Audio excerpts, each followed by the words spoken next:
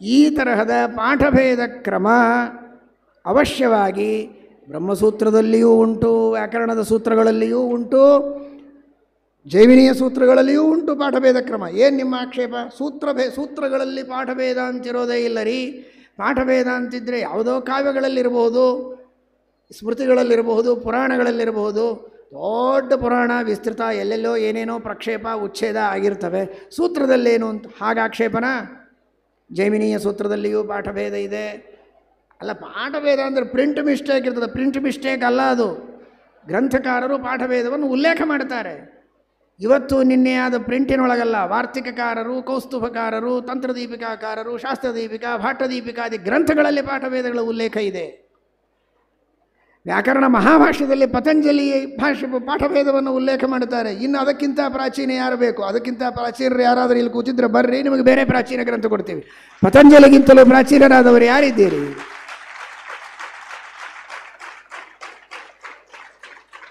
ಎಲ್ಲ ಸೂತ್ರಗಳಲ್ಲಿ ಪಾಠಭೇದ ಕ್ರಮ ಇದು, ಅದೆಲ್ಲ ಬೇರೆ.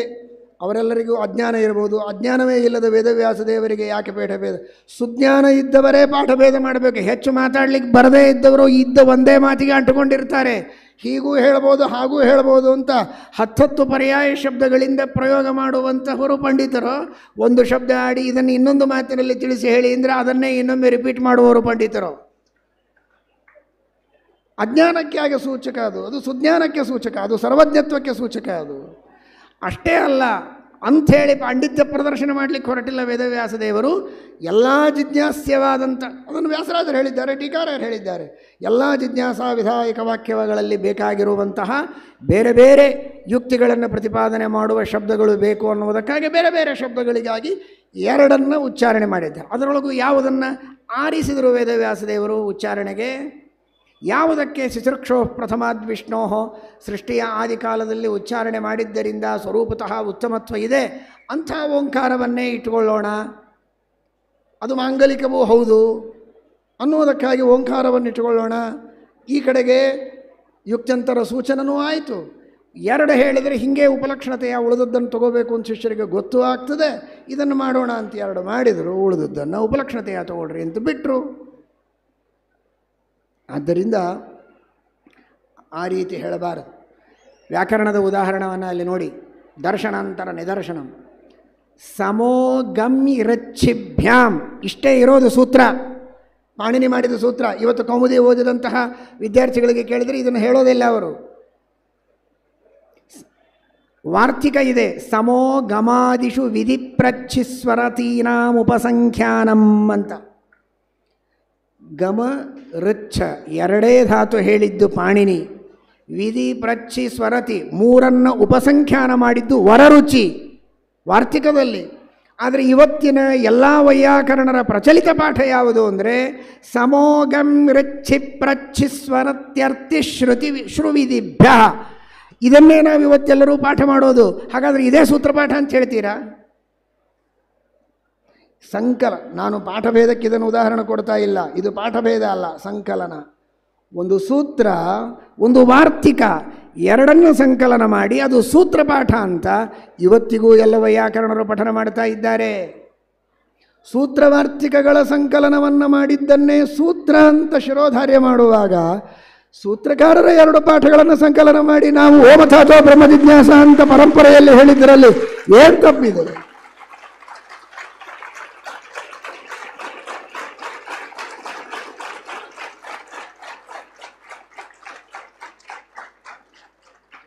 ವಿಭಾಷಾ ವಿವಧಾತ್ ಸೂತ್ರ, ವಿವವಧಾಚೇತಿ ವಕ್ತವ್ಯಂ ವಾರ್ತಿಕ. ಆದರೆ ಇವತ್ತು ಪ್ರಚಲಿತ ಪಾಠ ವಿಭಾಷಾ ವಿವಧ ವಿವಧಾತ್ ಸೂತ್ರವಾರ್ತಿಕ ಸೇರಿತು. ಪ್ರಜ್ಞಾ ಶ್ರದ್ಧಾ ಅರ್ಚಾಭ್ಯೋ ನಃ ಸೂತ್ರ, ವೃತ್ತೇಶ್ಚ ವಾರ್ತಿಕ.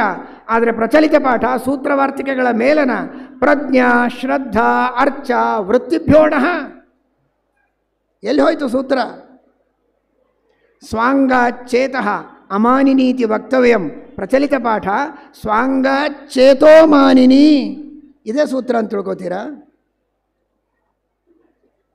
ಹೀಗೆ ಬೇಕಾದಷ್ಟಿದೆ. ಇನ್ನೂ ಒಂದು ನೋಡಿ, ಅಲ್ಲಿ ಮಹಾಭಾಷ್ಯದ ಪುಸ್ತಕವನ್ನೇ ಮುದ್ರಣ ಮಾಡಿ ಫೋಟೋ ತೆಗೆದು ಕೊಟ್ಟಿದ್ದಾರೆ. ನಾಂತಃಪಾದಮವ್ಯಪರೆ. ಈ ಸೂತ್ರ ಪಠನ ಮಾಡ್ತೀರಾ ನೀವು ಯಾರಾದರೂ ಇವತ್ತು? ಪ್ರಕೃತ್ಯ ಅಂತಃಪಾದಮವ್ಯಪರೆ ಅಂತ. ಪ್ರಕೃತ್ಯಾಂತಃಪಾದಮವ್ಯಪರೆ ಪ್ರಚಲಿತ ಪಾಠ. ಸೂತ್ರ ಇರೋದು ನಾಂತಃಪಾದಮವ್ಯಪರೆ. ಸೂತ್ರ ಭಾಷ್ಯ ನೋಡಿ, ಏನೋ ಮುದ್ರಣ ದೋಷ ಅಲ್ಲ, ಭಾಷ್ಯದೊಳಗೆ ವ್ಯಾಖ್ಯಾನ ಇದೆ. ನಾಂತಃಪಾದಮಿತಿ ಸರ್ವ ಪ್ರತಿಷೇಧ. ಭಾಷ್ಯಕಾರರು ಹೇಳ್ತಾರೆ ಕೆಳಗೆ ನೋಡಿ, ಇಕೋಸವರ್ಣೇ ಶಾಕಲ್ಯಸ್ಯ ಹ್ರಸ್ವಶ್ಚ ಅನ್ನುವ ಭಾಷ್ಯ. ಪ್ರಕೃತ್ಯ ಇತ್ಯೇತದ್ ಅನುಕೃಷ್ಯತೆ. ಎಲ್ಲಿಂದ ಅನುಕರ್ಷಣೆ ಮಾಡಬೇಕು? ಪ್ರಕೃತ್ಯ ಅಂತ ಶಬ್ದನೇ ಇಲ್ಲ ಮೇಲೆ. ಇದು ಇನ್ನೂ ಸ್ಪೆಷಲ್ ಆದ ಉದಾಹರಣೆ. ಇದು ಸೂತ್ರವಾರ್ತಿಕಗಳ ಮೇಲನಕ್ಕೆ ಕೊಟ್ಟ ಉದಾಹರಣೆ ಅಲ್ಲ, ಇದು ಸೂತ್ರದಲ್ಲೇ 2 ಪಾಠಗಳಿವೆ ಅನ್ನೋದಕ್ಕೆ ಉದಾಹರಣೆ. ಆ ಪಾಠ ಭೇದವು ಇವತ್ತು ಬಂದದ್ದಲ್ಲ, ಪತಂಜಲಿಗಳೇ ಒಪ್ಪಿದ 2 ಪಾಠ ಇದು. ಯಾಕೆ? ತಾವೇ ಮೇಲೆ ನಾಂತಃಪಾದಮಿತಿ ಸರ್ವ ಪ್ರತಿಷೇಧ ಅಂತಾರೆ, ಪ್ರಕೃತ್ಯಾಂತಃಪಾದಮಿತಿ ಅಂತನ್ನಲಿಲ್ಲ. ಅಂದರೆ ಅಲ್ಲಿ ನ ಅಂತ ಹಿಡಿದಿದ್ದಾರೆ. ಇಲ್ಲಿ ಪೂರ್ವಸೂತ್ರದಿಂದ ಪ್ರಕೃತ್ಯ ಅನ್ನೋದು ಅನುವೃತ್ತವಾಗ್ತದೆ ಅಂತಾರೆ. ಎಲ್ಲಿದೆ ಪ್ರಕೃತ್ಯ ಅನ್ನುವ ಶಬ್ದ ಅಲ್ಲಿ? ಹಾಗಾದರೆ ಪ್ರಕೃತ್ಯಾಂತಃಪಾದಮವ್ಯಪರೆ ಇತ್ಯಪಿ ಸೂತ್ರಪಾಠ, ನಾಂತಃಪಾದಮವ್ಯಪರೆ ಇತ್ಯಪಿ ಸೂತ್ರಪಾಠ, ತತ್ರತಃ ಪ್ರಕೃತ್ಯ ಇತ್ಯೇತದ್ ಅನುಕೃಷ್ಯತೆ ಅಂತ ಅರ್ಥ. ಆದರೆ ಇವತ್ತು ಪ್ರಚಲಿತವಾದ ಪಾಠ ಯಾವುದು? ನಾಂತಃಪಾದಮವ್ಯಪರೆ ಇದೆಯಾ? ಪ್ರಕೃತ್ಯಾಂತಃಪಾದಮವ್ಯಪರೆ ಒಂದನ್ನೇ ಹಿಡ್ಕೊಂಡು ನಾವು ಹೊರಟಿಲ್ವೇ? ಇವತ್ತಿನ ಸೂತ್ರ ಪಾಠವನ್ನಿಟ್ಟುಕೊಂಡು ಆದಿಸೂತ್ರ ಪಾಠಗಳ ನಿರ್ಣಯ ಮಾಡ್ತೀವಿ ಅಂತ ಹೇಳಲಿಕ್ಕೆ ಬರೋದಿಲ್ಲ. ಅಲ್ಲಿ ಮಹಾಭಾಷ್ಯಕಾರರ ನಿರ್ಣಾಯಕರಿದ್ದಾರೆ, ಇಲ್ಲಿ ಮಹಾಭಾಷ್ಯಕಾರರ ಪ್ರಮಾಣವನ್ನು ಕೊಟ್ಟು ಸತ್ಯನಾಥರು ಹೇಳಿದ್ದಾರಲ್ಲ.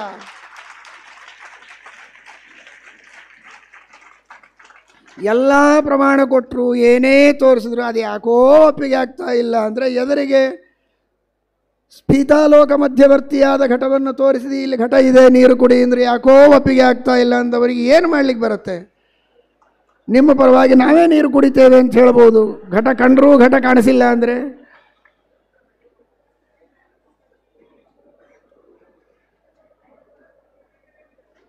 ಇನ್ನೊಂದು ನೋಡಿ ಮಹಾಭಾಷ್ಯಕಾರರ ವಾಕ್ಯ. ಕಥಂ ತ್ವೇತ್ಸತ್ ಸೂತ್ರಂ ಪಠಿತವ್ಯಂ ಕಿಂ ಆಕಡಾರಾದೇಕಾ ಸೌನ್ಯ ಇತಿ ಆಹೋಸ್ವಿತ್ ಪ್ರಾಕ್ಕಡಾರಾತ್ ಪರಂಕಾರ್ಯಮಿತಿ.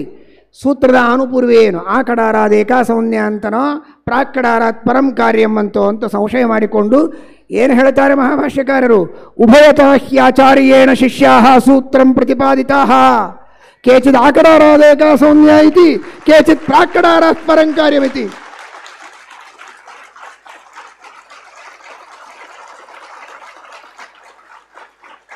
ಇದಕ್ಕಿಂತ ಹೆಚ್ಚು ಪ್ರಮಾಣ ಇನ್ನೇನು ಬೇಕು ಹೇಳಿ? ಅಂದರೆ ಎಷ್ಟರ ಮಟ್ಟಿಗೆ ಒಟ್ಟಾರೆ ಪಾಠಭೇದ ಇರಬಹುದು? ನೋ. ಸೂತ್ರದಲ್ಲಿಯೂ ಪಾಠಭೇದ ಇರಬಹುದು? ಅಲ್ಲ. ಸಂಕಲನ ಅಲ್ಲ. ಸೂತ್ರಕಾರರೇ 2 ತರಹ ಇಬ್ಬರು ಶಿಷ್ಯರಿಗೆ ಉಪದೇಶ ಮಾಡಿದ್ದಾರೆ ಅಂತ ಝಳಝಳ ಶಬ್ದದಿಂದ ಪತಂಜಲಿಗಳು ಹೇಳ್ತಾರೆ. ಭಾಷ್ಯಕಾರರ ಮಾತನ್ನು ಮೀರುವವರು ಯಾರು ಬಂದಿಲ್ಲ. ಸ್ವತಃ ಭಾಷ್ಯಕಾರರು ಹೇಳ್ತಾರೆ 2 ತರಹ ಇಬ್ಬರು ಶಿಷ್ಯರಿಗೆ ಹೇಳಿದ್ದಾರೆ ಅಂತ. ಇನ್ನೇನು ಬೇಕು ಪ್ರಮಾಣ? ಇನ್ನು ಕೇಚಿತ ಶಿಷ್ಯಾ ಆಕಡಾರಾದೇಕಾ ಸೌನ್ಯ ಇತಿ ಪ್ರತಿಪಾದಿತಾ ಕೇಚಿತ್ ಪ್ರಾಕ್ಕಡಾರಾತ್ ಪರಂ ಕಾರ್ಯಮಿತಿ. 2 ಪಾಠ ಸಮ್ಮತನೇ ಪಾಣಿನಿಗೆ ಒಬ್ಬೊಬ್ಬ ಶಿಷ್ಯರಿಗೆ ಒಂದೊಂದು ರೀತಿ ಉಪದೇಶ ಮಾಡಿದ್ದಾರೆ ಅಂತಾರೆ. ವ್ಯಕ್ತಿಭೇದವನ್ನು ಅವರು ಹೇಳಿದರು, ಅವಸ್ಥಾಭೇದವನ್ನು ಸತ್ಯನಾಥರು ಹೇಳಿದರು. ಸೂತ್ರ ನಿರ್ಮಾಣ ಕಾಲದಲ್ಲಿ ಒಂದು, ಉಪದೇಶ ಕಾಲದಲ್ಲಿ ಒಂದು ಅಂತ. ಹಂಗಾರೆ ನಿರ್ಮಾಣ ಮಾಡಿದ್ದು ಯಾರ ಸಲುವಾಗಿ ಅಂತ ಕೇಳಬೇಡಿ. ತಾವು ರಚನೆ ಮಾಡುವಾಗ ಒಬ್ಬರನ್ನು ಕೂಡಿಸಿ ಉಪದೇಶ ಮಾಡುವಾಗ ಅದನ್ನು ಹೇಳಿದರು, ಪಾಠ ಹೇಳುವಾಗ ಹೇಳಿದರು. ಯಾವುದು ಸೂತ್ರಕಾರರೇ ನಿಮಗೆ ಸಮ್ಮತ? ಓಮಿತ್ಯೇತದಕ್ಷರ ಮುದ್ಗೀತಮುಪಾಸೀತ ಇತ್ಯತ್ರ ಜಿಜ್ಞಾಸ್ಯಸ್ಯ ನಿರ್ಣಯ ಕರ್ತವ್ಯೋ ವಾ ತವ ಆಯುಷ್ಮನ್ ತರ್ಹಿ ಓಮಥಾತೋ ಜಿಜ್ಞಾಸ ಇತಿ ಗ್ರಹಣ ತದ್ವಿಜಿಜ್ಞಾಸಸ್ಸು ತದ್ಬ್ರಹ್ಮ ಇತ್ಯತ್ರ ಜಿಜ್ಞಾಸ್ಯಸ್ಯ ನಿರ್ಣಯ ಕರ್ತವ್ಯೋ ವಾ ಆಯುಷ್ಮನ್ ತರ್ಹಿ ಅಥಾತೋ ಬ್ರಹ್ಮ ಜಿಜ್ಞಾಸ ಇತಿ ಗ್ರಹಣ ಅಂತ ಹೇಳಿದರು.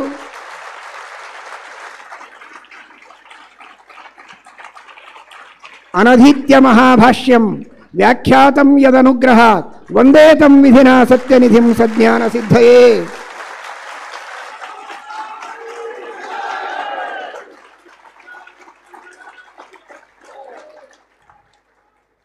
ಆಮೂಲಾಗ್ರ ನಿಬದ್ಧ ತರ್ಕ ಜಟಿಲಂ ಶಬ್ದೈಕ ಜೀವಾತುಕಂ ಮೀಮಾಂಸಾನಯ ವ್ಯಾಪಿ ಶಂಕರ ವಚೋ ಹುಂಕಾರ ಭಂಗಪ್ರದಂ ಶಾಸ್ತ್ರಂ ಚಂದ್ರ ಚತುಷ್ಟಯಾತ್ಮಕಮಿದಂ ಅಸ್ವಪ್ನ ತಂತ್ರಾಂತರಾಹ ವ್ಯಾಖ್ಯಾಸ್ಯಂತೆ ಪಠಂತೆ ಹಂತ ಕಿಮಹೋ ಕಿಂ ವಾ ಕಲೌ ದುರ್ಘಟಂ. ಇಷ್ಟು ವ್ಯಾಕರಣದ, ಮೀಮಾಂಸಾದ, ತರ್ಕಶಾಸ್ತ್ರದ ಸಕಲ ಪರಂಪರೆಗಳ, ಪ್ರಾಚೀನರ ಎಲ್ಲ ಗ್ರಂಥಗಳ ಸಂಪ್ರದಾಯ ನಮ್ಮ ಶುದ್ಧವಾದ ಸನಾತನ ಸಂಪ್ರದಾಯದ ಶಾಸ್ತ್ರದ ಮರ್ಮಗಳನ್ನು ತಿಳಿಯದೆ, ಆ ಶಾಸ್ತ್ರಗಳ ವರ್ಮಗಳನ್ನು ಹಾಕಿಕೊಳ್ಳದೆ ಇಂತಹ ಶ್ರೀಮದಾಚಾರ್ಯರ ಗ್ರಂಥಗಳಿಗೆ, ಟೀಕಾ ಗ್ರಂಥಗಳಿಗೆ ವ್ಯಾಖ್ಯಾನಗಳನ್ನು ಮಾಡುವುದು ಅಂದರೆ ಅಷ್ಟು ಸುಲಭ ಕೆಲಸ ಅಲ್ಲ. ಆ ಕಾರ್ಯಗಳನ್ನು ಮಾಡುವಾಗ ಬಹಳ ಎಚ್ಚರದಿಂದ ಮಾಡಬೇಕು. ಇನ್ನೊಂದು ಅಭಿಪ್ರಾಯಗಳನ್ನು ಮಹಾಜ್ಞಾನಿಗಳು ಹೇಳಿದರೆ ನಾವು ಅದನ್ನು ವಿರೋಧಿಸೋದಿಲ್ಲ ಅಂತ ಮತ್ತೆ ಹೇಳ್ತೇವೆ. ಆದರೆ ಸತ್ಯನಾಥ ತೀರ್ಥ ಶ್ರೀಪಾದಂಗಳವರು ಹೇಳಿದಂತಹ ಯುಕ್ತಿಗಳಿಗೆ ಬರೀ ಬೌದ್ಧಿಕವಾದ ಔತ್ಪ್ರೇಕ್ಷಿಕ ಯುಕ್ತಿಗಳ ಹಿನ್ನೆಲೆ ಇಲ್ಲ, ಬಹಳ ದೊಡ್ಡ ಪರಂಪರೆ ಅದರ ಹಿನ್ನೆಲೆಯಲ್ಲಿದೆ. ಇದನ್ನು ನಾವು ತಿಳಿಸ್ತಾ ಇದ್ದೇವೆ. ಈ ತರಹ ಕ್ರಮ ಇರುತ್ತದೆ ಅನ್ನೋದನ್ನು ಅರ್ಥ ಮಾಡಿಕೊಳ್ಳಿ.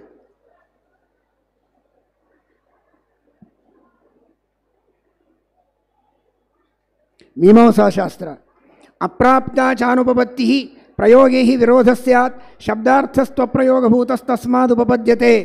ಇಲ್ಲಿ ವಾರ್ತಿಕಕಾರರು ಸ್ವಯಂ ಹೇಳ್ತಾರೆ, ಇನ್ನೇನು ಬೇಕು.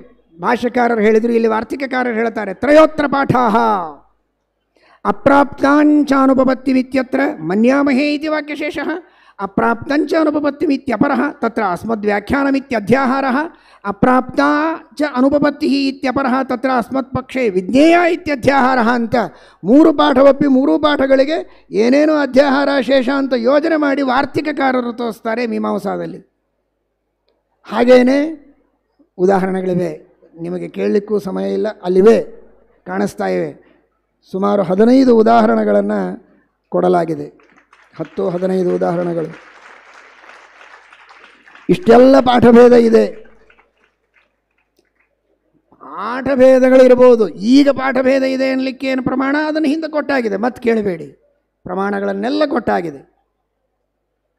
ಆದರೂ ಕಂಠತಃ ಪಾಠ ಕೆಲವರು ಹೀಗೂ ಆಕ್ಷೇಪ ಮಾಡಿದ್ದಾರೆ, ಸೂತ್ರಕಾರರೇ ಹೇಳಬೇಕಾಗಿತ್ತು ಪಾಠಭೇದ ಇದೆ ಅಂತ. ಇಲ್ಲಿ ಪಾಣಿನಿ ಹೇಳಿದ್ರಾ? ಜೈಮಿನಿಗಳು ಹೇಳಿದ್ರಾ? ಬೇಡ, ಅಷ್ಟು ದೊಡ್ಡದು ಬೇಡ. ಒಂದು ಕಾವ್ಯದೊಳಗೆ, ಕಾವ್ಯವನ್ನು ರಚನೆ ಮಾಡುವ ಕವಿಗಳು ಇಲ್ಲೇ ಭಾಳ ಜನ ಕೂತಿದ್ದಾರೆ. 2 ತರಹದ ಶ್ಲೋಕ ಮಾಡ್ತಾರೆ, ಒಬ್ಬೊಬ್ಬರಿಗೆ ಒಂದೊಂದು ಪಾಠ ಕೊಡ್ತಾರೆ, ಬಿಟ್ಟುಬಿಡ್ತಾರೆ. ನಾವು ಮಾಡಿದ ಶ್ಲೋಕದಲ್ಲಿ 2 ಪಾಠಗಳಿವೆ ಅಂತ ಘೋಷಣೆ ಮಾಡ್ತಾರ? ಆ ಸಂಪ್ರದಾಯವೇ ಇಲ್ಲ. ನಿರವಕಾಶ ಪ್ರಮಾಣಗಳಿಂದ 2 ಪಾಠ ಇದೆ ಅಂತ ನಾವು ತಿಳ್ಕೋಬೇಕೇ ಹೊರತು ಪಾಠಭೇದ ಇದೆ ಅಂತ ಸೂತ್ರಕಾರರೇ ಹೇಳಿದ್ದಾರಾ ಅಂತ ಅದರ ಬಗ್ಗೆ ಜಿಜ್ಞಾಸೆ ಮಾಡುವುದು ಅವಶ್ಯಕವೇ ಇಲ್ಲ. ಹಾಗಾದರೆ ಸೂತ್ರಕಾರರ ಎಲ್ಲ ಅರ್ಥಗಳನ್ನು ಸೂತ್ರಕಾರರೇ ನಿಮಗೆ ಹೇಳಿದ್ದಾರಾ, ಭಾಷ್ಯಕಾರರು ಹೇಳಿದ್ದಾರಾ ಅಂತ ನಾವು ಪ್ರಶ್ನೆ ಕೇಳ್ತೇವೆ. ಎಲ್ಲ ಸೂತ್ರಗಳ ಅರ್ಥವನ್ನು ಸೂತ್ರಕಾರರ ಮಾತಿನಿಂದ ತಿಳಿದಿದ್ದೀರಾ, ಭಾಷ್ಯಕಾರರ ಮಾತಿನಿಂದ ತಿಳಿದಿದ್ದೀರಾ? ಎಲ್ಲ ಅರ್ಥ ತಿಳಿಯುವುದಕ್ಕೆ ನಿಮಗೆ ಭಾಷ್ಯಕಾರರು ಬೇಕು. ಆ ಸೂತ್ರದ ಸರಿಯಾದ ಪಾಠವೂ ಗೊತ್ತಿಲ್ಲದೆ ಅವರು ಭಾಷ್ಯ ಬರೆದಿದ್ದರೆ ಅದರ ಮೇಲೆ ವಿಶ್ವಾಸ ಹೇಗಿಟ್ರಿ? ಸೂತ್ರವನ್ನು ಚೆನ್ನಾಗಿ ತಿಳಿದು ಅವರು ಭಾಷ್ಯ ಬರೆದ ಮೇಲೆ ಭಾಷ್ಯಕಾರರ ಮೇಲೆ ವಿಶ್ವಾಸ ಇಟ್ಟು ಪಾಠವನ್ನು ತಿಳಿಯಬಹುದಲ್ಲ, ಅದಕ್ಕೆ ಸೂತ್ರಕಾರರ ವಾಕ್ಯ ಬೇಕಾ? ಇದೆಂತಹ ಆಕ್ಷೇಪ ಇದು? ಇನ್ನು ಕೆಲವರು ಕೇಳಿದ್ದುಂಟು, ಹಾಗಾದರೆ ಇದು ಓಂ ಮೀಮಾಂಸಾಶಾಸ್ತ್ರ ಅನ್ನಬೇಕು, ಇದಕ್ಕೆ ಬ್ರಹ್ಮ ಮೀಮಾಂಸಾಶಾಸ್ತ್ರ ಅಂತ ಹೇಳಬೇಕು. ನಾವು 2 ಪಾಠ ಒಪ್ಪಿದ್ದೇವಲ್ಲ, ಬರೀ ಓಮಥಾತೋ ಜಿಜ್ಞಾಸ ಅಂತ ಒಪ್ಪಿದ್ರೆ ಓಂ ಜಿಜ್ಞಾಸ ಅನ್ರಿ, ಬ್ರಹ್ಮ ಜಿಜ್ಞಾಸ ಯಾಕಂತೀರಿ ಅಂತ. ಅಥಾತೋ ಬ್ರಹ್ಮ ಜಿಜ್ಞಾಸ ಅನ್ನೋ ಪಾಠನೂ ಇದೆ, ಓಮಥಾತೋ ಜಿಜ್ಞಾಸ ಅಂತೂ ಪಾಠ ಇದೆ. ಒಂದನ್ನು ಹೆಸರಿಟ್ಟಿದ್ದೀವಿ ಬ್ರಹ್ಮ ಜಿಜ್ಞಾಸ ಅಂತ. ಓಂ ಜಿಜ್ಞಾಸ ಅನ್ನೋದಾದರೆ ಅನಿಷ್ಟ ಅಂತೂ ಇಲ್ಲ. ಜೊತೆಗೆ ಸೂತ್ರದೊಳಗೆ ಏನು ಶಬ್ದ ಬಂದಿರ್ತದೆ ಆ ಶಬ್ದನೇ ಶಾಸ್ತ್ರಕ್ಕಿರಬೇಕು ಅಂತಿಲ್ಲ.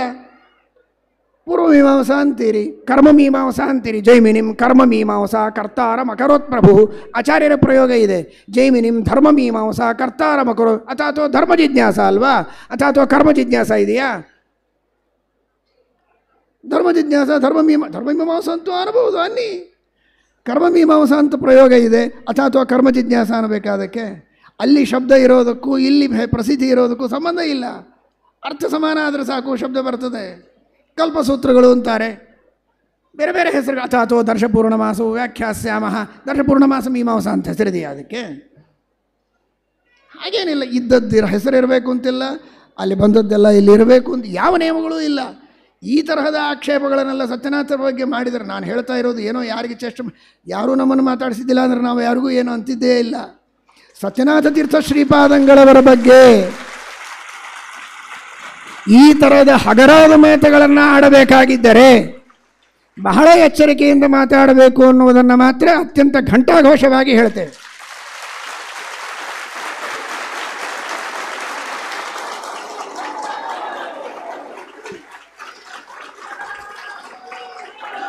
ಏನು ದೋಷ ಇದು? ಇವೆಲ್ಲ ಆಕ್ಷೇಪಗಳ. ಓಂ ಜಿಜ್ಞಾಸ ಅನ್ನಬೇಕಾಗಿತ್ತು, ಸೂತ್ರಕಾರರೇ ಹೇಳಬೇಕಾಗಿತ್ತು. ಇವುಗಳು ಆಕ್ಷೇಪಗಳೇ ಅಲ್ಲ. ಪುರುಷಾಶ್ಮವದಿತಿ ಚೇತ್ ತಥಾಪಿ, ಪುರುಷಾಶ್ಮವದಿತಿ ಚೇತ್ ತತ್ರಾಪಿ ಅನುವ್ಯಾಖ್ಯಾನ ಭಾಷ್ಯಗಳಲ್ಲೇನೆ 2 ಪಾಠಗಳನ್ನು ಹೇಳಿದ್ದಾರೆ.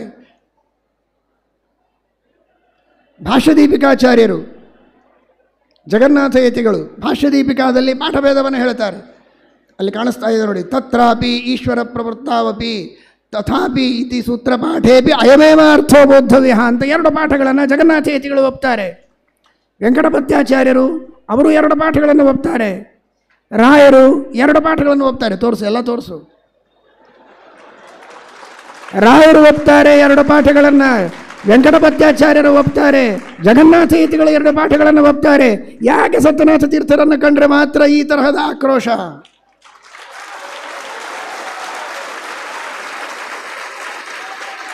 ಪಾಠದ್ವಯಂ ಅಭ್ಯನುಜ್ಞಾಯತೆ, ಇದು ವೆಂಕಟಪತ್ಯಾಚಾರ್ಯರ ವಾಕ್ಯ. ಇದು ಅಥಾತೋ ಬ್ರಹ್ಮ ಜಿಜ್ಞಾಸ ಅನ್ನೋ ಕಡೆಗೂ ಕೂಡ ವೆಂಕಟಪತ್ಯಾಚಾರ್ಯರು ಪಾಠಭೇದವನ್ನು ಅಂಗೀಕಾರ ಮಾಡಿದ್ದಾರೆ. ಸತ್ಯನಾಥರು ಒಪ್ಪಿದಂತೆ ಪಾಠಭೇದ ಒಪ್ಪಿಲ್ಲ ಅನ್ನೋ ವಿಷಯ ಬೇರೆ, ಆದರೆ ಪಾಠಭೇದವನ್ನು ಒಪ್ಪಿದ್ದಾರೆ ಎನ್ನುವುದಕ್ಕೆ ನೋಡಿ.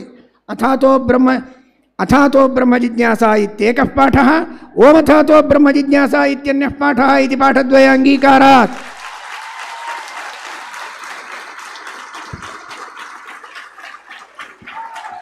ವೆಂಕಟಪತ್ಯಾಚಾರ್ಯರು ಯಾಕೆ ಹೇಳ್ತಾ ಇದ್ದೇನೆ? ಇದೊಂದು ಟಿಪ್ಪಣಿಕಾರರ ಇದೊಂದು ಬೇರೆ ಪರಂಪರೆ. ಇದು ಯಾದವಾರ್ಯರು, ಶ್ರೀನಿವಾಸ ತೀರ್ಥರು, ವೆಂಕಟಪತ್ಯಾಚಾರ್ಯರು ಆ ಪರಂಪರೆಯಲ್ಲಿಯೂ ಪಾಠಭೇದವನ್ನು ಒಪ್ಪಿದ್ದಿದೆ. ವ್ಯಾಸರಾಜ ಮಠದ ಜಗನ್ನಾಥ ಯತಿಗಳ ಪರಂಪರೆಯಲ್ಲಿ ಪಾಠಭೇದ ಒಪ್ಪಿದ್ದಿದೆ. ಹಾಗಾದರೆ ಪಾಠಭೇದ ಇಲ್ಲ ಅಂತ ಯಾಕೆ? ಪಾಠಭೇದಗಳು ನಮ್ಮ ಸೂತ್ರಗಳಲ್ಲಿವೆ, ಪರಸೂತ್ರಗಳಲ್ಲಿ. ಸಂಪ್ರದಾಯಗಳು ಗೊತ್ತಿಲ್ಲದೆ ಅಲ್ಲಲ್ಲಿರುವ ಟಿಪ್ಪಣಿಕಾರರು ಸೂಕ್ಷ್ಮ ವಿಷಯಗಳನ್ನು ಸರಿಯಾಗಿ ವಿಮರ್ಶೆ ಮಾಡದೆ ವಿನಾಕಾರಣವಾಗಿ ಆಕ್ಷೇಪಗಳನ್ನು ಮಾಡುವಂಥದ್ದು ಸರಿಯಾದದ್ದಲ್ಲ.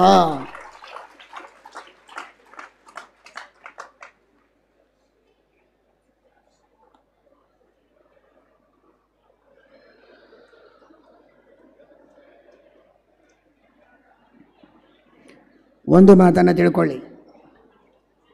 ಅಥಾತೋ ಬ್ರಹ್ಮ ಜಿಜ್ಞಾಸ ಅಂತನ್ನುವ ಒಂದು ಪಾಠ ಇದೆ ಎನ್ನುವ ಪಕ್ಷದಲ್ಲಿಯೂ ಸತ್ಯನಾಥ ತೀರ್ಥರಿಗೆ ಅದೃಷ್ಟಕ್ಕಾಗಿ ಓಂ ಅಂತ ನೀವು ಮೊದಲು ಉಚ್ಚಾರಣೆ ಮಾಡುವುದರ ಬಗ್ಗೆ ಅವರಿಗೆ ಆಕ್ಷೇಪವೇ ಇಲ್ಲ, ಚರ್ಚೆಯೇ ಮಾಡಿಲ್ಲ ಅವರು. ಅದನ್ನು ದೃಷ್ಟಾರ್ಥ ಆದರೆ ವೈಯರ್ಥ್ಯ ಬರ್ತದೆ, ಅನ್ವಯಾನುಪಪತ್ತಿ ಇದೆ, ಈ ಎಲ್ಲ ಸಮಸ್ಯೆಗಳನ್ನು ಹೇಳಿದ್ದಾರೆ.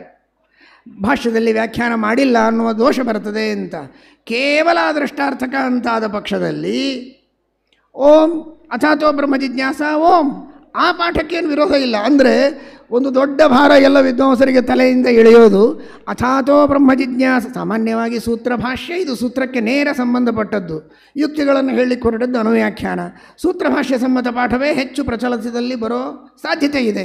ಸೂತ್ರದಲ್ಲೇನಿದೆ? ಭಾಷ್ಯದಲ್ಲಿ ಅಥಾತೋ ಬ್ರಹ್ಮ ಜಿಜ್ಞಾಸ. ಅಲ್ಲಿ ಅದೃಷ್ಟಕ್ಕಾಗಿ ಓಂ ಸೇರಿಸಿದರೆ ಸತ್ಯನಾಥರು ಬೇಡ ಅಂದಿಲ್ಲ. ಹಾಗಾದರೆ ಇವತ್ತೇನು ಪ್ರಚಲಿತವಾಗಿ ಓಂ ಅಥಾತೋ ಬ್ರಹ್ಮ ಜಿಜ್ಞಾಸ ಓಂ, ಇದಕ್ಕೇನು ಹೊರತಾಗಿ ಹೇಳಿದ್ದಾರೆ ಸತ್ಯನಾಥರು? ಇದೇ ಪಾಠ ಇದೆ, ಅದಕ್ಕೂ ಸಮಸ್ಯೆ ಇಲ್ಲ, ಅದಕ್ಕೂ ಸಮಸ್ಯೆ ಇಲ್ಲ.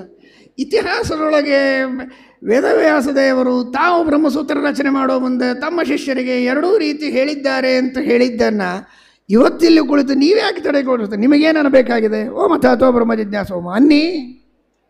ಒಂದು ಅದೃಷ್ಟಾರ್ಥ, 2 ಅದೃಷ್ಟಾರ್ಥ.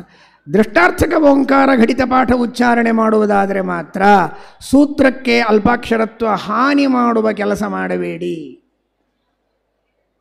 ಆಗ ಮಾತ್ರ ಒಂದು ಓಂಕಾರ. ಅಥಾತೋ ಜಿಜ್ಞಾಸ ಸಾಕು. ಓಂ ಅಥಾತೋ ಜಿಜ್ಞಾಸ ದೃಷ್ಟಾರ್ಥಕ ಓಂಕಾರ ವಿವಕ್ಷ ಇದ್ದರೆ. ಇಲ್ಲ ಅಂದರೆ ಓಂ ಅಥಾತೋ ಬ್ರಹ್ಮ ಜಿಜ್ಞಾಸ ಓಂ ಹೇಳಿ. ಇದನ್ನೇ ಇಟ್ಟುಕೊಂಡು ಹೇಳ್ತಾ ಬಂದಿದ್ದಾರೆ ಈಗೆಲ್ಲರೂ. ಅಥಾತೋ ಬ್ರಹ್ಮ ಜಿಜ್ಞಾಸ ಪಾಠ ಇಟ್ಕೊಂಡಿದ್ದಾರೆ, ಓಂಕಾರವನ್ನು ದೃಷ್ಟಾರ್ಥ ಅಂತ ಅದೃಷ್ಟಾರ್ಥ ಅಂತ ಇಟ್ಕೊಂಡಿದ್ದಾರೆ, ಪಾರಾಯಣ ಮಾಡ್ತಾ ಬಂದಿದ್ದಾರೆ. ಅಲ್ರಿ ಮತ್ತು ಅನುವ್ಯಾಖ್ಯಾನದಲ್ಲಿ ದೃಷ್ಟಾಂತ ಅಂತ ಹೇಳಿದ್ದಾರಲ್ಲ, ಅದು ಬೇರೆ. ಅದು ಅದು ಅದನ್ನು ಪಾರಾಯಣದಲ್ಲಿ ನಾವು ಅಂದಿಲ್ಲ, ಅದಕ್ಕೇನು ಮಾಡಲಿಕ್ಕೆ ಬರುತ್ತೆ? ಇವತ್ತು ಎಲ್ಲರೂ ಕೂಡ ಆ ಕಡಾರಾದೇಕ ನೀವು ನಿಮ್ಮ ಮಕ್ಕಳಿಗೆ ಚೆನ್ನಾಗಿ ಪಾಠ ಹೇಳಿ ಪರೀಕ್ಷೆ ಕೊಡಿಸಿದ್ದೀರಿ, ಸಂಪೂರ್ಣ ವ್ಯಾಕರಣ ಅಲ್ವಾ? ಏನು ಪಾಠ ಹೇಳಿದ್ದೀರಿ? ಪ್ರಾಕಡಾರಾತ್ ಪರಂಕಾರ್ಯಂ ಹೇಳಿದ್ದೀರಾ? ನೀವಲ್ಲ, ಎಲ್ಲರೂ ಸಂಪ್ರದಾಯದಲ್ಲಿ ಆ ಕಡಾರಾದೇಕ ಸೌನ್ಯ ಆ ಸೇತೋ ಆ ಹಿಮಾಚಲಂ ಏಕಮೇವ ಸೂತ್ರಂ ಆ ಕಡಾರಾದೇಕ ಸೌನ್ಯ ಆ ಕಡಾರಾದೇಕ ಸೌನ್ಯ. ಆದರೆ ಪ್ರಾಕಡಾರಾತ್ ಪರಂಕಾರ್ಯಂ ಸೂತ್ರ ಪಾಠ ಇಲ್ಲ ಅನ್ಲಿಕ್ಕೆ ಬರ್ತದ? ಅನ್ನೋದು ಬೇಡ, ಅಂದಿಲ್ಲ ಯಾರು ಕಿತ್ತಾವತ.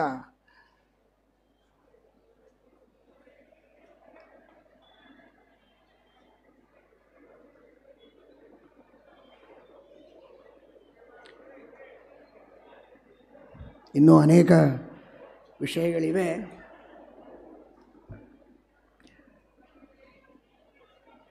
ಆದರೂ ಪ್ರಧಾನವಾಗಿ ಹೇಳಬಯಸಿದ ವಿಷಯಗಳು ಪ್ರಾಯ ಬಂದಿವೆ ಎನ್ನುವುದಕ್ಕೋಸ್ಕರ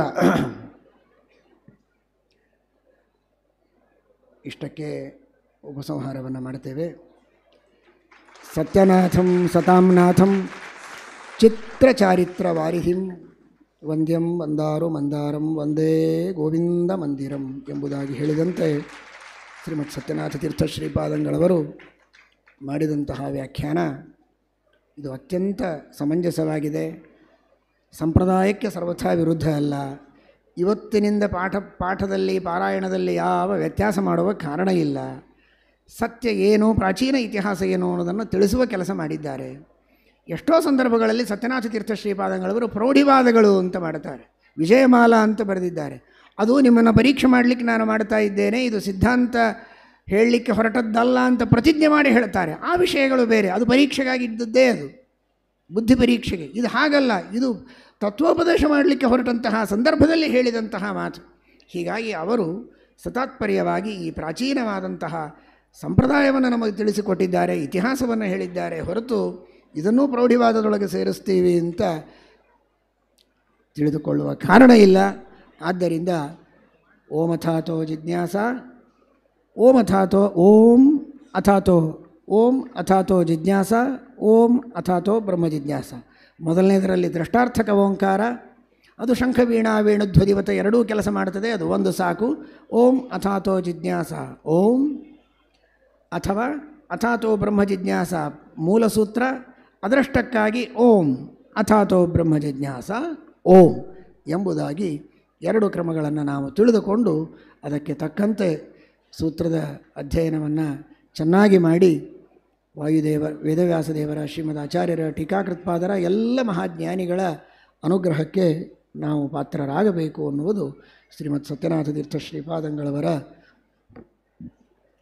ಅಭಿಪ್ರಾಯ.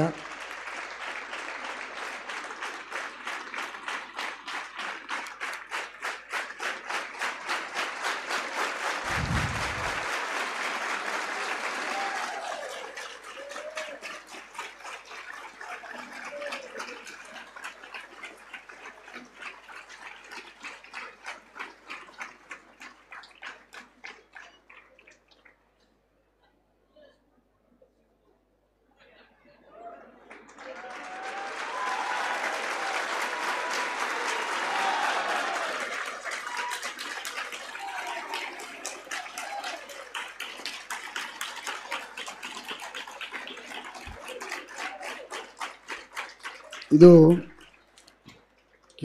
ಕೇವಲ ಗುರುಗಳ ಅನುಗ್ರಹ, ಸತ್ಯನಾಥ ತೀರ್ಥ ಶ್ರೀಪಾದಂಗಳವರ ಅನುಗ್ರಹ, ಅವರ ಪಾದುಕೆಯ ಮಹಿಮೆ, ಅವರ ಪಾದದ ಅನುಗ್ರಹದಿಂದ ಮಾಡಿದ್ದು.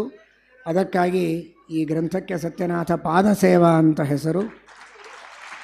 ಜೊತೆಗೆ ಇದು ಪಾದ ಅಂದರೆ ಪಾಠ ಭೇದದ ಸೇವೆ, ಆದ್ದರಿಂದಲೂ ಪಾದ ಸೇವೆ. ಪಾಠ ಭೇದ ಸತ್ಯನಾಥ ಪಾದದ ಅನುಗ್ರಹದಿಂದ ಅವರು ಹೇಳಿದ ಪಾಠ ಭೇದ ಅದರ ಸೇವೆಯನ್ನು ಯಥಾಶಕ್ತಿಯಾಗಿ ನಾವು ಮಾಡಿದ್ದೇವೆ. ಅನೇನ ಭಾವಿ ಯತ್ ಪುಣ್ಯಂ ತದಾಪ್ನೋತು ಗುರುರ್ಮಮ.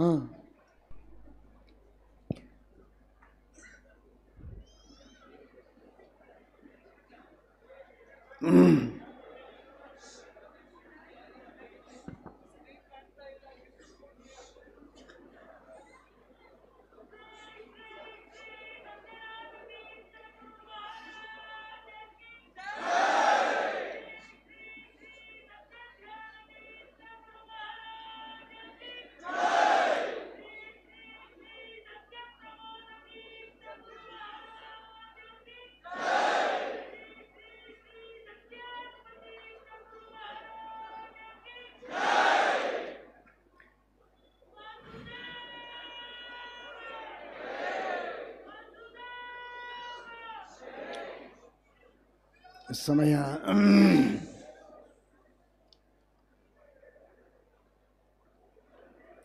ಬಹಳ ಆಗಿದೆ. ಆದರೂ ಈ 7 ದಿನಗಳಲ್ಲಿ ಒಂದೊಂದು ಮಾತನ್ನು ತಿಳಿತಾ ಬಂದಿದ್ದೇವೆ. ಕಾರ್ಯತಾ ಚ ನ ಕಾಚಿತ್ ಸ್ಯಾತ್ ಇಷ್ಟ ಸಾಧನತಾಂ ವಿನಾ. ಒಂದು ಮಾತನ್ನು ಪ್ರಾರಂಭದ ದಿನದಲ್ಲಿ ನಾವು ಹೇಳಿದ್ದು, ಟೀಕಾಕೃತ್ಪಾದರು ಉಪಲಕ್ಷಣ ಅಂತಂದಿದ್ದಾರೆ. ಅದರ ಅರ್ಥ ಉಪಲಕ್ಷಣ ಮಾಡಬೇಕು ಅಂತೇನಲ್ಲ, ಶಬ್ದದಿಂದಲೇ ಬರ್ತದೆ ಅಂತ. ಆ ಶಬ್ದವನ್ನು ನಾವು ತಿರುಗಿ ತೆಗೆದುಕೊಳ್ತೇವೆ. ಟೀಕಾಕೃತ್ಪಾದರು ಸುಧಾದಲ್ಲಿ ಉಪಲಕ್ಷಣ ಅಂತ ಹೇಳಲೇ ಇಲ್ಲ.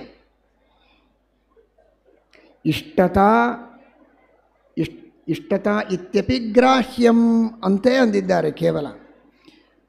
ಸೋಜಿಗದ ಸಂಗತಿ ಅಂದರೆ ಯಾವ ವ್ಯಾಖ್ಯಾನಕಾರರೂ ಉಪಲಕ್ಷಣ ಅಂದಿಲ್ಲ. ಉಪಲಬ್ಧವಾದ, ಕೆಲವರು ಪ್ರತೀಕವನ್ನೇ ಹಿಡಿದಿಲ್ಲ, ಪ್ರತೀಕ ಹಿಡಿದವರು ಪರಿಮಳಾಚಾರ್ಯರಾಗಿರಬಹುದು, ಕಂಭಾಲೂರ ರಾಮಚಂದ್ರ ತೀರ್ಥರಾಗಿರಬಹುದು, ಆನಂದ ಶ್ರೀನಿಧಿ ತೀರ್ಥರು, ಗಲಗಲಿ ನರಸಿಂಹಾಚಾರ್ಯರು, ಶ್ರೀನಿವಾಸ ತೀರ್ಥರು, ಇವರೆಲ್ಲರೂ ಇಷ್ಟ ಸಾಧನತಾದ ಜೊತೆಗೆ ಇಷ್ಟತಾವನ್ನು ಸ್ವೀಕಾರ ಮಾಡಬೇಕು ಅಂತ ಮಾತ್ರ ಹೇಳಿದ್ದಾರೆ ಹೊರತು ಉಪಲಕ್ಷಣ ಅನ್ನೋ ಶಬ್ದ ಆಡಿಲ್ಲ. ಆದ್ದರಿಂದ ಆ ಇಷ್ಟ ಸಾಧನತಾ ಶಬ್ದದಿಂದಲೇ ಈ ಅರ್ಥ ಬರ್ತದೆ ಅಂತ ನಾವು ಹೇಳಿದ್ದು, ಕಾರ್ಯತಾ ಶಬ್ದದಿಂದಲೇ ಅದನ್ನು ತರೋದು, ಇದು ಪ್ರಾಚೀನರಿಗೆ ಅಸಮ್ಮತವಾದದ್ದು ಸರ್ವಥ ಅಲ್ಲ. ಅಷ್ಟೇ ಅಲ್ಲದೆ ಕಾರ್ಯತಾ ಚ ನ ಕಾಚಿತ್ ಸ್ಯಾತ್ ಇಷ್ಟ ಸಾಧನತಾಂ ವಿನಾ ಅಂತನ್ನೋ ಕಡೆಗೆ, ಇಷ್ಟ ಸಾಧನತಾ ಅಂದರೆ ಇಷ್ಟಸ್ಯ ಸಾಧನಂ ಇಷ್ಟ ಸಾಧನಂ ತಸ್ಯ ಭಾವ ಇಷ್ಟ ಸಾಧನತಾ ಅಲ್ಲ. ಅದು ಇಷ್ಟಂಚ ತತ್ ಸಾಧನಂಚ ಇಷ್ಟ ಸಾಧನೆ ತಯೋರ್ಭಾವ ಇಷ್ಟ ಸಾಧನತಾ ಅಂದರೆ ಇಷ್ಟ ಸಾಧನತಾ ಅನ್ನುವ ಶಬ್ದದೊಳಗೇನೆ ಇಷ್ಟತಾ ಇಷ್ಟ ಸಾಧನತಾ ಎರಡೂ ಅರ್ಥ ಬಂತು. ದ್ವಂದ್ವಾಂತೆ ಶ್ರೂಯಮಾಣ ಶಬ್ದ ಪ್ರತ್ಯೇಕಂ ಸಂಬದ್ಧತೆ ಅಲ್ಲ. ಇಷ್ಟತಾ ಸರಿ, ಸಾಧನತಾ ಅಂದರೆ ಬರೀ ಸಾಧನತಾ ಆಯಿತು. ಇಷ್ಟ ಸಾಧನತಾ ಅನ್ನೋ ಅರ್ಥ ಹೇಗೆ ಬರ್ತದೆ? ಸಮಭಿವ್ಯಾಹಾರ ಬಲಾತ್ ಇಷ್ಟ ಸಾಧನತಾ ಅನ್ನೋ ಅರ್ಥದೊಳಗೆ ಅದು ಪರ್ಯವಸಾನ ಆಗ್ತದೆ. ಇದು ನಮ್ಮ ಬುದ್ಧಿ ಅಲ್ಲ, ಸ್ವಯಂ ಶ್ರೀಮದಾಚಾರ್ಯರು ಉಪಸಂಹಾರದಲ್ಲಿ ಹಾಗೆ ಪ್ರಯೋಗ ಮಾಡಿದ್ದಾರೆ. ತದಿಷ್ಟಂ ಸಾಧನಂ ತಥಾ. ಎದಕ್ಕೆ ಸಾಧನ ಹೇಳೇ ಇಲ್ಲ. ತದಿಷ್ಟಂ ಸಾಧನಂ ತಥಾ ಕಾರ್ಯಂ. ಇಷ್ಟ ಸಾಧನಂ ಅಂತ ಅಲ್ಲೇ ಇಲ್ಲ, ಬರೀ ಸಾಧನಂ ಅಂದರೆ ಇಷ್ಟ ಸಾಧನಂ ಅಂತ ಅನಿವಾರ್ಯವಾಗಿ ಮುಂದಿನ ಅನುವ್ಯಾಖ್ಯಾನಕ್ಕೆ ವ್ಯಾಖ್ಯಾನ ಮಾಡಬೇಕೋ ಇಲ್ಲ. ಉಪಸಂಹಾರ ಇದು ವ್ಯಾಖ್ಯಾನ ರೂಪ. ಉಪಕ್ರಮದಲ್ಲಿರುವ ಇಷ್ಟ ಸಾಧನತ ಅನ್ನುವ ಶಬ್ದಕ್ಕೂ ಕೂಡ ಇಷ್ಟ ಸಾಧನ ಅವೆರಡರ ಭಾವ. ಇಷ್ಟಂಚ ಸಾಧನಂಚ ಇಷ್ಟ ಸಾಧನೆ ತಯೋರ್ಭಾವ ಇಷ್ಟ ಸಾಧನತ ಅನ್ನೋದೇ ಶ್ರೀಮದಾಚಾರ್ಯರಿಗೆ ಸಮ್ಮತ. ಅದಕ್ಕೆ ಯಾರೂ ಉಪಲಕ್ಷಣ ಅನ್ನಲಿಲ್ಲ. ಈ ಅರ್ಥವನ್ನು ಇಟ್ಕೊಳ್ಳಿ ಎಂದರು. ಅದು ಸರಿ. ರಾಯರು ಮಾತ್ರ ಸಮುಚ್ಚಯ ಅಂತಂದಿದ್ದಾರೆ. ಇಷ್ಟತಾ ಅನ್ನುವ ವ್ಯಾಖ್ಯಾನವನ್ನು ಸಮುಚ್ಚಯ ಮಾಡಿರುವುದಕ್ಕೆ ಕಾರ್ಯತಾ ಚ ಅನ್ನೋ ಕಡೆಗೆ ಚ ಶಬ್ದ ಅಂದಿದ್ದಾರೆ. ಹಾಗಾದರೆ ಅದು ಬೇರೆ ವ್ಯಾಖ್ಯಾನ ಅಂತ ಆಗತ್ತಲ್ಲ ಅಂದರೆ, ಅಲ್ಲಿಯೂ ಇದೀಗ ಗಮನಿಸಿದಂತೆ ಇತ್ಯೇಕೆ ಆಹುಹು ಅಂದಿದ್ದಾರೆ ಹೊರತು ಅದನ್ನು ಅವರು ಸ್ವಂತ ಪಕ್ಷ ಅಂತ ಹೇಳಿಲ್ಲ ಪರಿಮಳಾಚಾರ್ಯರು. ಅಲ್ಲಿಯೂ ಕೂಡ ಮತ್ತೆ ನಮಗೆ ಅನುಗ್ರಹವನ್ನೇ ಮಾಡಿದ್ದಾರೆ. ಅಲ್ಲಿಯೂ ಪರಿಮಳಾಚಾರ್ಯರು ಇನ್ನೊಬ್ಬರ ಮತ ಅಂತ ಹೇಳಿದ್ದಾರೆ. ಹಾಗಾದರೆ ಇದು ಎಲ್ಲ ಟೀಕಾಕಾರರಿಗೂ ಟಿಪ್ಪಣಿಕಾರರಿಗೂ ಸಮ್ಮತ ಅಂತಾಯಿತು. ಅದು ಸರಿ, ಕಂಠರವೇಣ ಹೇಳಿದರೆ ಆಗ್ತಿತ್ತಲ್ಲ, ಯಾಕೆ ಹೇಳಲಿಲ್ಲ ಅಂದರೆ ಕಾರ್ಯತಾದೊಳಗೂ ಎರಡಿದೆ. ಒಟ್ಟಾರೆ ಶಾಸ್ತ್ರ ತಾತ್ಪರ್ಯ ವಿಷಯೀಭೂತವಾದ ಶಾಸ್ತ್ರ ಪರ್ಯವಸಾನ ಹೇತುವಾದ ಕಾರ್ಯತಾ ಇಷ್ಟತಾರೂಪವೂ ಹೌದು, ಇಷ್ಟ ಸಾಧನತಾರೂಪವೂ ಹೌದು. ಆದರೆ ಪ್ರವರ್ತಕ ಜ್ಞಾನ ವಿಷಯೀಭೂತವಾದ ಕಾರ್ಯತಾ ಮಾತ್ರ ಕೇವಲ ಇಷ್ಟ ಸಾಧನತಾರೂಪವೇ ಹೊರತು ಇಷ್ಟತಾರೂಪ ಅಲ್ಲ ಅನ್ನುವುದನ್ನು ನಿರ್ಣಯ ಮಾಡುವುದಕ್ಕೋಸ್ಕರವಾಗಿ ಇಷ್ಟ ಸಾಧನತಾ ಅಂತ ಸ್ಪಷ್ಟವಾಗಿ ತೋರೋ ಹಾಗೆ ಮೇಲ್ನೋಟಕ್ಕೆ ಹೇಳಿ, ಒಳಗೆ ವಾಕ್ಯ ಪರ್ಯವಸಾನ ಹೇತುವಾದ ಕಾರ್ಯತಾ ಉಭಯ ಶಾಸ್ತ್ರ ತಾತ್ಪರ್ಯ ವಿಷಯತ್ವಕ್ಕೆ ಪ್ರಯೋಜಕವಾದ ಕಾರ್ಯತಾ ಉಭಯ ವಿಧವಾದದ್ದಾಗಬಹುದು ಅಂತ ಸೂಚನೆ ಮಾಡಿದ್ದಾರೆ. ಕಾರ್ಯತಾ ಚ ನ ಕಾಚಿತ್ ಸ್ಯಾತ್ ಇಷ್ಟ ಸಾಧನತಾಂ ವಿನಾ. ಇಷ್ಟ ಸಾಧನತಾಂ ವಿನಾ ಯಾ ಕಾರ್ಯತಾ ಕೃತಿಸಾಧ್ಯತಾ ಇಷ್ಟತಾರೂಪ ಕಾರ್ಯತಾ ಯಾ ವರ್ತತೆ. ಇಷ್ಟ ಸಾಧನತಾಂ ವಿನಾ ಯಾ ಇಷ್ಟತಾರೂಪ ಕಾರ್ಯತಾ ಸಾ ನ ಕಾಚಿತ ಪ್ರವರ್ತಿಕಾ ನೈವ ಶಾಸ್ತ್ರ ತಾತ್ಪರ್ಯ ವಿಷಯತಾ ಪ್ರಯೋಜಿಕಾ ಕೇವಲ. ಯಾಕೆ ಅಂದರೆ ಕ ಅನ್ನುವುದಕ್ಕೆ ಅಗ್ನಿ ಅಂತ ಅರ್ಥ ಇದೆ. ಕೋ ಬ್ರಹ್ಮಾತ್ಮಾನಿಲಾರ್ಕಾಗ್ನಿ ಚಿತ್ತಧೀ ಯಮಕೇಕಿಷು. ಕ ಅಂದರೆ ಅಗ್ನಿ. ಕಶಬ್ದೇನ ಅಗ್ನಿ ಶಬ್ದದ ಸ್ಮರಣವನ್ನು ಮಾಡಿಕೊಡ್ತಾರೆ. ಅಗ್ನಿ ಎನ್ನುವುದಕ್ಕೆ ಅರ್ಥವನ್ನು ಹೇಳಿದ್ದಾರೆ ಋಗ್ಭಾಷ್ಯದಲ್ಲಿ. ಅಗಂ ನಯತೀತಿ ಅಗ್ನಿ ಅಂತ. ಗಚ್ಚತೀತಿ ಗಮ್ ಪ್ರವೃತ್ತಿಶೀಲಂ, ನ ಗಚ್ಚತೀತಿ ಅಗಂ ಪ್ರವೃತ್ತಿರಹಿತಂ, ಅಗಂ ನಯತೀತಿ ಅಗ್ನಿ ಪ್ರವೃತ್ತಿರಹಿತಂ ಪದಾರ್ಥಂ ಪ್ರವೃತ್ತಿಂ ನಯತೀತಿ ಅಗ್ನಿ ಪ್ರವರ್ತಕಃ ಇತ್ಯರ್ಥಃ. ಕಹ ಇವ ಕಹ ಅಗ್ನಿರಿವ ಅಗ್ನಿ ಪ್ರವರ್ತಕಃ ಇತ್ಯರ್ಥಃ. ತಥಾ ಚ ಕಹ ಅಂದರೆ ಪ್ರವರ್ತಿಕ ಚಿತ್, ಚಿತ್ ಅನ್ನೋದಕ್ಕೆ ವಿಶೇಷಣ ಆದ್ದರಿಂದ ಕಹ ಇವ ಕಹ, ಅಗ್ನಿಯಂತೆ ಪರಮಾತ್ಮ ಹೇಗೆ ಅಗ್ನಿಶಬ್ದವಾಚ್ಯನಾದವನು ಪ್ರವರ್ತಕನಾಗಿದ್ದಾನೋ ಹಾಗೆ ಪ್ರವರ್ತಕವಾದ ಚಿತ್ ಅಂದರೆ ಜ್ಞಾನ. ಕಹ ಇವ ಕಹ ಸ್ಥಿತಾಯಾ ಚಿತ್ ಪ್ರವರ್ತಿಕಾ ಚಿತ್ ಪ್ರವರ್ತಕಂ ಜ್ಞಾನಂ ಯಸ್ಯಾಹ ಸಾ ಕಾಚಿತ್ ಅಂದರೆ ಪ್ರವರ್ತಕ ಜ್ಞಾನ ವಿಷೀಭೂತ ಅಂತ ಅರ್ಥ. ಕಾಚಿತ್ನ ಇಷ್ಟತಾರೂಪವಾದಂತಹ ಕಾರ್ಯತ, ಇದು ಪ್ರವರ್ತಕ ಜ್ಞಾನ ವಿಷಯವಾದಂತಹ ಕಾರ್ಯತ ಅಲ್ಲ ಇದು. ಹಾಗಾದರೆ ಏನು? ಕೇವಲಂ ಕಾಚಿತ್ ಶಾಸ್ತ್ರ ತಾತ್ಪರ್ಯ ವಿಷಯತಾ ಪ್ರಯೋಜಕ ಅಷ್ಟೇ. ಕ ಅಂದರೆ ಶಬ್ದ, ವೇದಾದಿ ಶಾಸ್ತ್ರರೂಪವಾದ ಶಬ್ದ. ಆ ಶಾಸ್ತ್ರರೂಪವಾಗಿರತಕ್ಕಂತಹ ಶಬ್ದದ ಆ ಚಿತ್ ಸಮೀಚೀನವಾದಂತಹ ತಾತ್ಪರ್ಯ ವಿಷೀಭೂತವಾಗಿದೆ ಇದು ಅಂತ ತಿಳಿದುಕೊಳ್ಳುವುದಕ್ಕೆ ಪ್ರಯೋಜಕವಾದ ಕಾರ್ಯತ ಮಾತ್ರ ಆಗಿದೆ ಹೊರತು ಪ್ರವರ್ತಕವಾದ ಕಾರ್ಯತ ಇಷ್ಟತಾರೂಪವಾದದ್ದಲ್ಲ ಅಂತ ತೋರಿಸಲಿಕ್ಕೆ ಕಂಠತಃ ಇಷ್ಟಸಾಧನತ ಅಂತ ಶಬ್ದವನ್ನು ಪ್ರಯೋಗ ಮಾಡಿದ್ದಾರೆ ಹೊರತು ಬೇರೆದನ್ನು ಮಾಡಿಲ್ಲ. ಅದು ಸರಿ, ಭಾಳೊತ್ತೇನು ಹೇಳೋದಿಲ್ಲ, ಯಾಕಂದರೆ ಇದು ಬಹಳ ಕಷ್ಟ ಆಯಿತು.